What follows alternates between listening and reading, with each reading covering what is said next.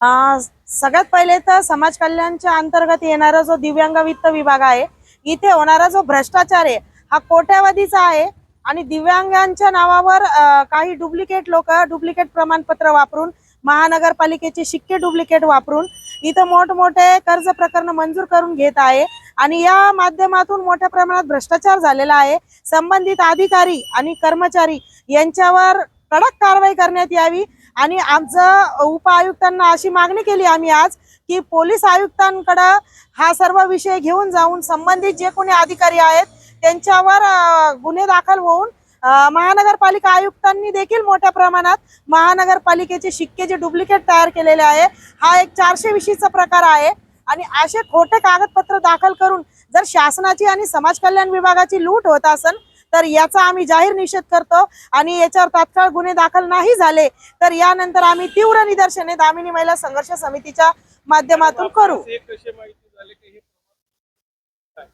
दादा याचे पुरावे आमच्याकडे मिळालेले आहेत की याचे जे शिक्के आहेत याच्यामध्ये जो महानगरपालिकेचा सिम्बॉल आहे तो सिम्बॉल गायब आहे त्याच्यावरून आणि शिक्के जे आहे ते फक्त एक खोट्या प्रमाणात जे केलेलं जातं तसं काम आहे आणि संबंधित काही लोक सुद्धा याचे आमच्याकडे आलेले आहेत की ताई आमच्या घरातील लोकांना दारू वगैरे पाजून या असे खोटे जे साक्ष देण्यासाठी इथे गॅरंटर म्हणून घेऊन जात आहेत तर याच्यावर तात्काळ समाज कल्याण विभागाने आणि आमची अशी मागणी आहे की मंत्री साहेबांनी सुद्धा याच्यामध्ये लक्ष घालावे आणि तात्काळ या विभागावर कारवाई करावी।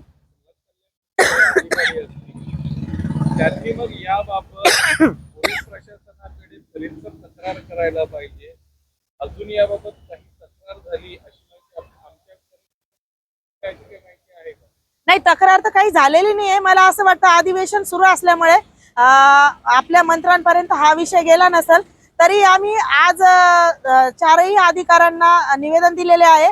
तसेच उद्या मंत्री साहेबांना देखील भेटणार आहोत, त्यांना देखील निवेदन देऊन या विषयावर गांभीर्याने कारवाई करावी असं त्यांना सुद्धा आम्ही सूचित करणार आहोत। मॅडम या व्याप्ती जर बघितली तर मोठी असू शकते, भ्रष्टाचार झालेला आहे,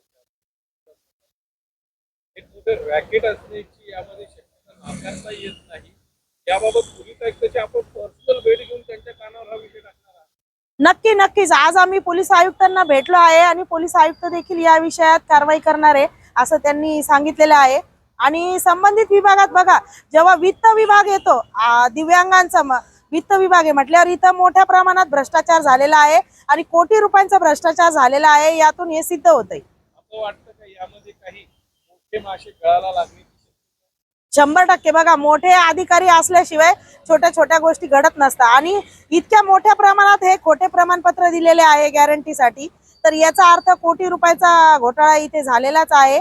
तर या संबंधित सर्व विषयाची आम्ही सखोल चौकशी करावे असे निवेदन दिलेले आहे आणि याच्यावर जर निवेदन झाले नाही आमची अशी मागणी आहे मंत्री साहेबांना की संबंधित जो विषय आहे हा अतिशय गंभीर आहे, दिव्यांग लोकांच्या याच्यावर डल्ला मारण्याचा हा प्रकार आहे तर रिटायर जज किंवा IAS अधिकारी यांची एक समिती गठन करून या विषयाची सखोल चौकशी करून तत्काळ या विषयात लक्ष घालावे अशी आम्ही मंत्री साहेबांना विनंती करत आहोत।